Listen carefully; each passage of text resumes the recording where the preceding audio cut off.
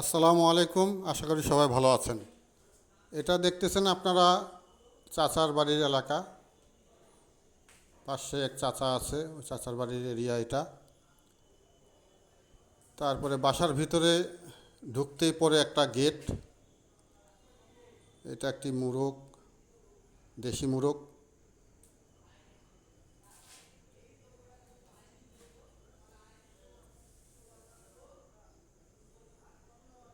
এই যে এগুলি হলো গোবরের গোটা, জ্বালানি হিসাবে ব্যবহার হয়।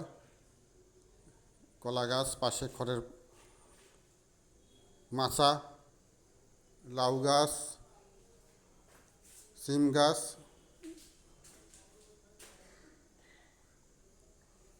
লাউ গাছের মাচা দেওয়া হয়েছে, খুব সুন্দর। এটা একটা ঢুকতে গেট পড়ে, দেখুন গেটটা খুব সুন্দর, ছিমছাম। পাশে বাস্তব আম গাছ আছে একটি।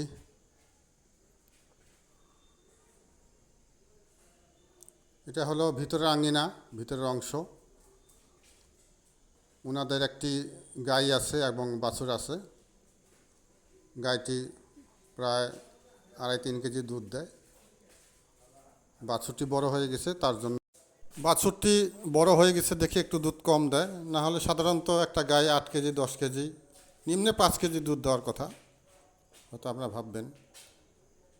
এটি একটি হাঁসের খামার, মানে ঘুন্ডিয়া বলে যেটাকে, দেশি ভাষায় ঘুন্ডিয়া বা খোপ, যেটাই বলেন না কেন। এটা উপরে হলো মুরগি থাকে, এটা ছাই যাতে ছিটায় দেয়, জীবাণুমুক্ত থাকে। আর নিচে হলো যে হাঁস থাকে আর কি, হাঁস রাখার জায়গা। বেশ ছিমছাম, পরিষ্কার চাচিটি। এখানে আছে হলো 8-10টা মুরগি। এই তোমরা কি করতেছো? হ্যাঁ, 8-10টা মুরগি আছে, বাচ্চা আর কি। এটা হলো আপনার, এটা ওই যে খড়ি রাখার ঘর। বাড়ির আঙিনা পাশে লাকড়ি রাখা আছে জ্বালানি হিসাবে। টিউবওয়েল পার। এটা হলো রান্নাঘর। টিউবওয়েল পার। বেশ ভালোই ছিমছাম পরিবার। রান্নাঘর। এটি হলো চুলা রান্না করার, আর ওই যে জিনিসপত্র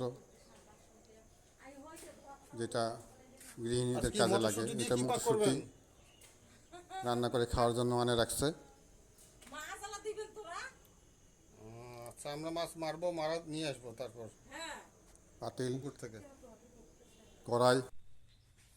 এই যে দেখেন দর্শক, পাতাকপি ছাগলকে খাওয়ানো হবে এবং গরুকে।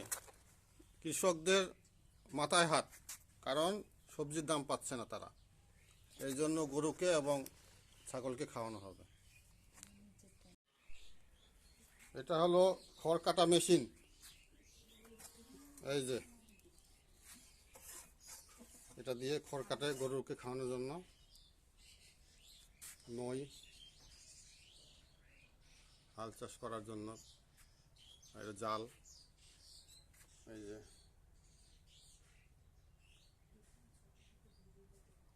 যে জাল।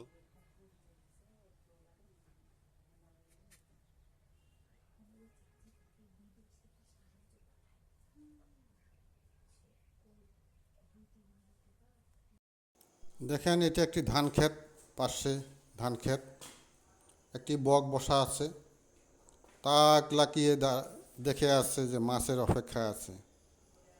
মাছ যখন পাবে ছুঁ করে ধরে গিলে। দেখুন বন্ধুরা, এটি একটি জংলি ফলের গাছ, সিন্দুরাই ফল বলে।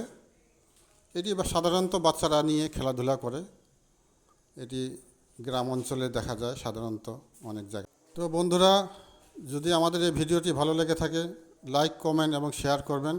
আসসালামু আলাইকুম রহমতুল্লাহি ওয়া বারাকাতুহু।